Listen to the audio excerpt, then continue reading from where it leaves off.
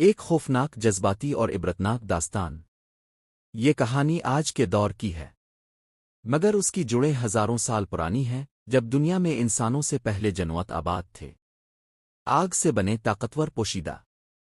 ان میں کچھ اچھے بھی تھے جو ظلم کے خلاف تھے۔ ایک ایسی ہی جنوتی ماں تھی، رئیزے۔ اس کا ایک معصوم بیٹا تھا جس میں جنوت اور روشنی کی طاقت تھی، لیکن کچھ سیاہ جادوگر جانتے تھے کہ اگر وہ اس بچے کو قابو میں کر لیں تو ان کی شیطانی طاقت 1000 گنا بڑھ سکتی ہے۔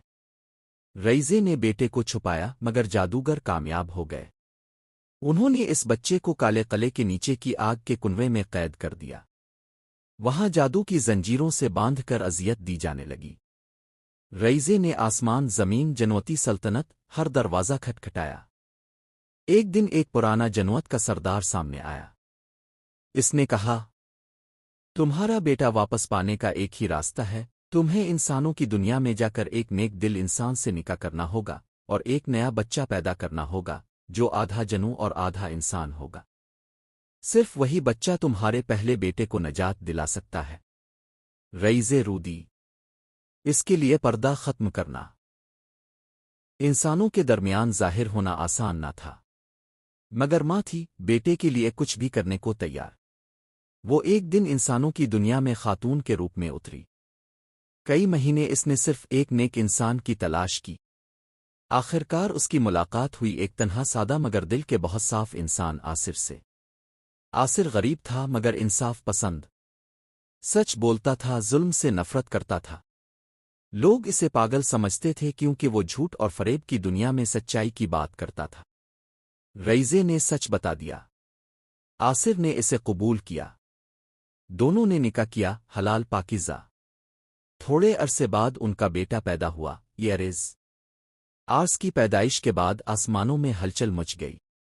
اس میں ایسی طاقت تھی جو نہ کسی انسان میں تھی نہ کسی جنوں میں۔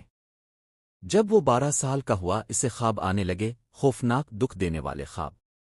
لوگوں کے دل سخت ہو گئے تھے، رشتے بے وقات ہو چکے تھے، بھائی بھائی کا دشمن تھا، بیویاں شوہروں سے نفرت کرتی تھیں، ہر زبان پر محبت مگر دل میں نفرت۔ دنیا پر کالا جادو چھا رہا تھا، ہر انسان کے اندر ایک شیطانی سایہ اتر چپکا تھا۔ آرس نے ایک دن ماں سے پوچھا، ماں، یہ دنیا اتنی بدحال کیوں ہو گئی ہے؟ رئیزے کی آنکھوں سے آنسو نکل آئے۔ بیٹا، یہ سب انہی جادوگروں کا پھیلایا ہوا جادو ہے۔ انہوں نے لوگوں کے دلوں میں شیطانی روشنی بھر دی ہے، اور اب وہ تجھے روکنا چاہتے ہیں۔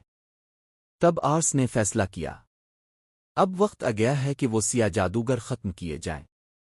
رئیزے نے اسے ایک پرانا جنوتی راز دیا، وہ نقش جو صرف سچے دل والے ہی پڑھ سکتے تھے۔